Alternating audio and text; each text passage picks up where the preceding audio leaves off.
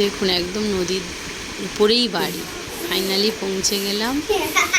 এই যে শুধু ছাদে থেকে ভিউটা দেখুন। আমার ভাগনা শুধু কত রকমের ফুল চাষ করেছে।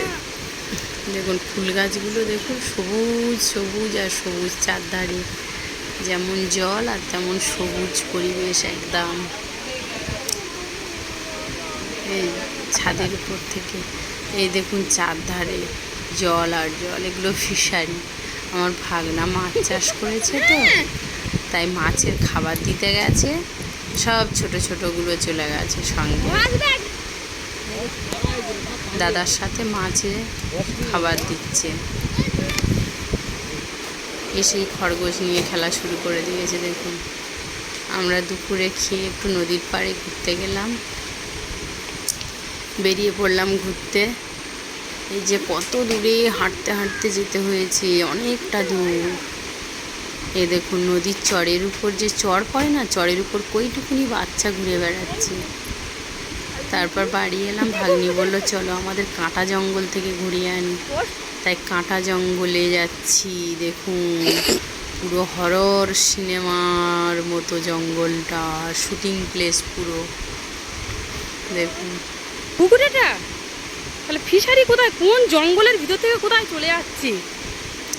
এই গাছগুলো সব কাঁটা গাছ, শুধু গাছগুলোর গায়ে কাঁটা কাঁটা আর কাঁটা। যেতেই বাবা কোথায় নিয়ে যাচ্ছ?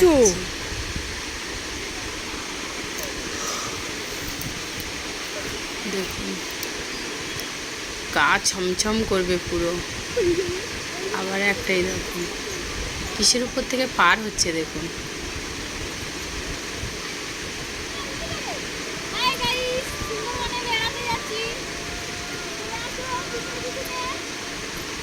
এগুলো শুধু কাঁটা, মানে কাঁটা কাঁটা আর কাঁটা। এগুলো এইটাকে বলে কাঁটা জঙ্গল।